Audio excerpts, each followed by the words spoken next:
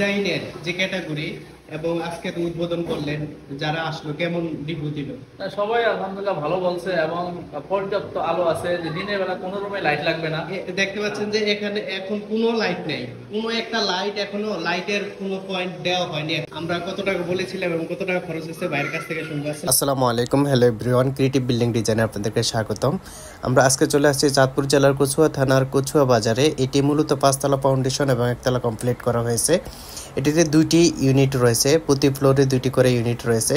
Total 1450 square feet এবং প্রত্যেকটি ইউনিটে 2টি বেডরুম, কিচেন, ড্রয়িং, ডাইনিং রয়েছে। এবং এটি 1তলা করতে টোটাল কত টাকা খরচ হয়েছে আমরা মালিকের মুখে শুনবো। তো চলুন ভিডিওটি শুরু করি। তো এটা হচ্ছে যে মূল এন্ট্রিটা। আর যেই বিল্ডিংয়ের এন্ট্রি সিঁড়ির নিচ দেওয়া হয় সেখানে কিন্তু আপনার মিনিমাম ল্যান্ডিংয়ের নিচে 7 ফিট হাইট প্রয়োজন হয়। তো আপনারা দেখতে পাচ্ছেন যে এখানে নিচে আমরা 2টা ধাপ দিয়ে দিয়েছি, আর এইদিকে আছে টোটাল 12টা ধাপ। তাই আমরা 6 ইঞ্চি করে এখানে টোটাল 7 ফিট ক্লিয়ার কাভার পেয়েছি।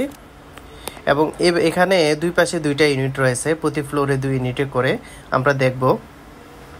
তো এটা ঢুকলেই হচ্ছে যে ঢুকলেই হচ্ছে যে এই লিভিং স্পেসটা এবং ডাইনিং স্পেসটা, এই যে যেখানে বসে আছে এটা হচ্ছে যে লিভিং স্পেসটা।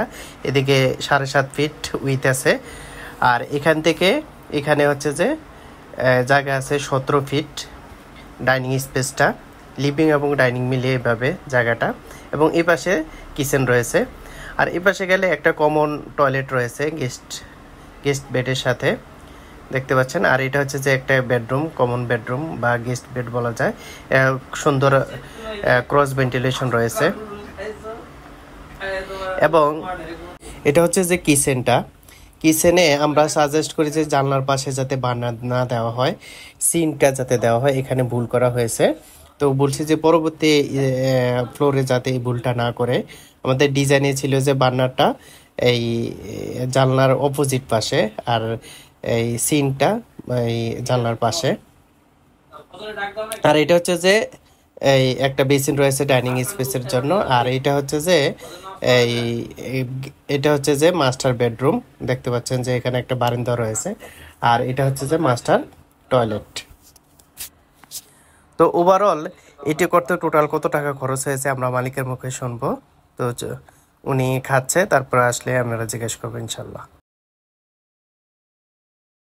মূলত ওনার বড় ভাইয়ের কাজটা উনি সম্পূর্ণ তদারকি করছে এবং আমরা কত টাকা বলেছিলাম এবং কত টাকা খরচ হচ্ছে ভাইয়ের কাছ থেকে শুনবো। আসসালামু আলাইকুম, কেমন আছেন ভাইয়া? আলহামদুলিল্লাহ। আচ্ছা, এই বিল্ডিংটা তো আপাতত 1তলা কমপ্লিট হয়ে গেছে, তাই না? 1তলা কমপ্লিট। তো টোটাল কত টাকা খরচ হচ্ছে? আমার 50 লাখের মতো খরচ হয়েছে। আমরা কত বলছিলাম? 45 থেকে 50। 45 থেকে 50, তো 50-এর মধ্যে কমপ্লিট হয়ে গেছে আলহামদুলিল্লাহ। তো ওনার কাছে শুনতে পাইলেন, যদিও আমরা যে বাজেটটা দিই আমরা 45 থেকে 48 মেবি, সর্বোচ্চ 50 বলছিলাম। তবে আমাদের কেয়ারিংটা বেশি গেছে, আমার কেয়ারিং এ প্রায় 6 লাখ টাকা গেছে। আচ্ছা, কেয়ারিং কিন্তু এই মোটামুটি প্রায় হাফ কিলো দূর থেকে মাল মাথায় করে নিয়ে আসতে হইতেছে। এই কারণে ওনাদের ইয়াটা গেছে। তাহলে আমাদের ওই যে 45, তাহলে মোটামুটি 45 এই ঠিক ছিল, হয়তো 19-20 তো হবে এই এস্টিমেটের মধ্যে। এবং এটা বর্তমানে 5তলা ফাউন্ডেশন 1তলা কমপ্লিট এবং যা লাগাইছে ভালো কোয়ালিটি লাগাইছে। আচ্ছা, যাক আলহামদুলিল্লাহ ভালো।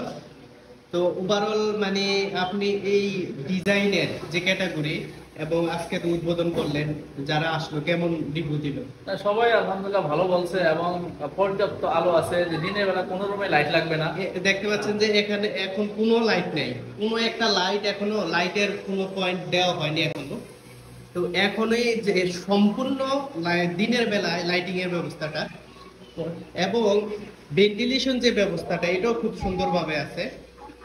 ঠিক আছে, দেখতে পাচ্ছেন। তাহলে ভাইয়া বলতেছেন যে লাইটিং এর ব্যবস্থাটা আপনি খুব হ্যাপি, তাই না? আচ্ছা, আলো বাতাস আছে, পর্যাপ্ত আলো বাতাস আছে। জি, ঠিক আছে, ধন্যবাদ। আসসালামু আলাইকুম।